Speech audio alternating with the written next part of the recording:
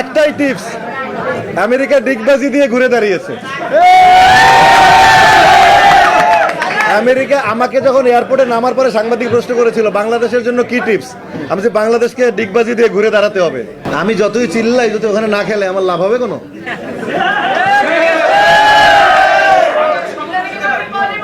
বাংলাদেশ তো যেতে পারতেছে না, তো ছোট ছোট টিমের সাথে হারতেছে।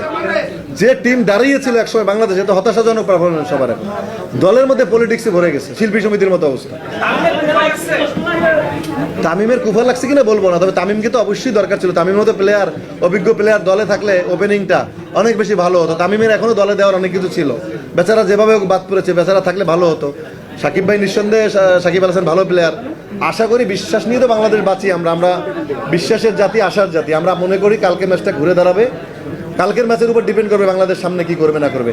সব মন্তব্য কালকের ম্যাচের পরে করবো, but hope for the best. বিশ্বাস করি ডিগবাজির মতো দিয়ে ডিগবাজি দিয়ে ঘুরে দাঁড়ায় যাবে। আমাকে যখন এয়ারপোর্টে নামার পরে সাংবাদিক প্রশ্ন করেছিল বাংলাদেশের জন্য কি টিপস, আমি যে বাংলাদেশকে ডিগবাজি দিয়ে ঘুরে দাঁড়াতে হবে। তো সেটা তাসকিনরা পারেনি। সেই জন্য এখন আমেরিকা ওইটা আমার টিপস সংগ্রহ করে আমেরিকা, আমার প্রথম ডিগবাজি আমেরিকা শুরু হয়েছিল, এরাও ডিগবাজি দিয়ে ঘুরে দাঁড়িয়ে এদের সেরাটা উপহার দিয়েছে, যার কারণে পাকিস্তান ধরাশায়ী, 71 সালের মতো ধরাশায়ী। ভাই আরেকটা রিকোয়েস্ট ছিল, বলেন। আমি বলেছিলাম দুটো লাস্ট বলেন একটা। এখানে কি আমরা একটু স্পেস দিব?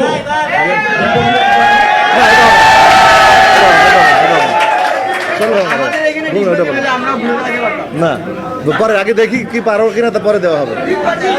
ভাই আমরা শুরুতেই ঘুরে দাঁড়িয়ে যাচ্ছি। না, পরে আমি পারবো না, শরীর ভালো না। তোমরা কাজে নাও, তোমরা তো সিন্ডিকেট করে 2-4 জনকে নাও, দোষ তো তোমাদের। এরা তো কাজ করতে চায়, তোমরা তো কাজে নাও না। কাজে না গেলে কি করবে? চুরি করবে না দেহ ব্যবসা করে চলবে? কি করবে বলো? কাজ করতে হবে তো। একটা মানুষ অনেক কষ্ট করে ক্যারিয়ার এত দূরে এসছে। তোমরা কোনো মানুষ জায়গায় দেখলে বলবা যে দেহ ব্যবসা করে চলে, কোনো ছেলেকে বলবা যে রাস্তায় চুরি করে, অবৈধভাবে ইনকাম করে, এখান থেকে তোদেরকে বাঁচাও। অ্যাটলিস্ট পার্লার দিয়ে, কেউ রেস্টুরেন্ট দিয়ে নিজে বেঁচে থাকার চেষ্টা তো করছে, নিজে কর্ম করছে। আর কি করবে? কাজ এখন সীমিত হয়ে গেছে। সবাই এখন সিনেমার সংখ্যা কম, এখন কাজের সংখ্যা কম, খুব সিনেমা হল ভেঙে ফেলতেছে। তো অভিনেত্রীরা কি করবে? একটা কিছু তো করতে হবে। একসময় এখানে রেগুলার টাকা আসতো, সেখানে এখন তাদের রেগুলার টাকা আসে না।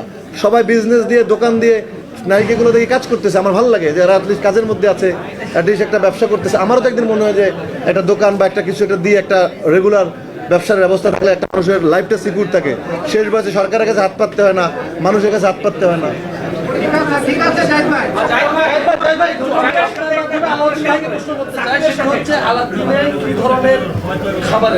সেটা তো তোমরা জিজ্ঞেস করলা না।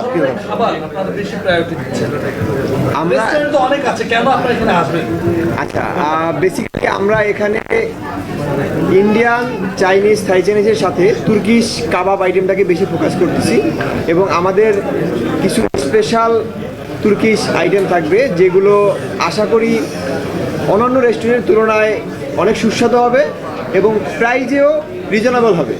এবং আমাদের এই তুর্কিশ খাবারগুলো বিশেষ করে মিরপুরে খুব বেশি অ্যাভেলেবেল না। তো আমরা চেষ্টা করব অথেন্টিক তুর্কিশ খাবারটা সবাইকে পরিবেশন করতে এবং হাইজিনিক মেনটেন করে বেস্ট প্রাইসে দিতে। তো এই জন্যই আলাদিন রেস্টুরেন্টে মানুষ আসবে।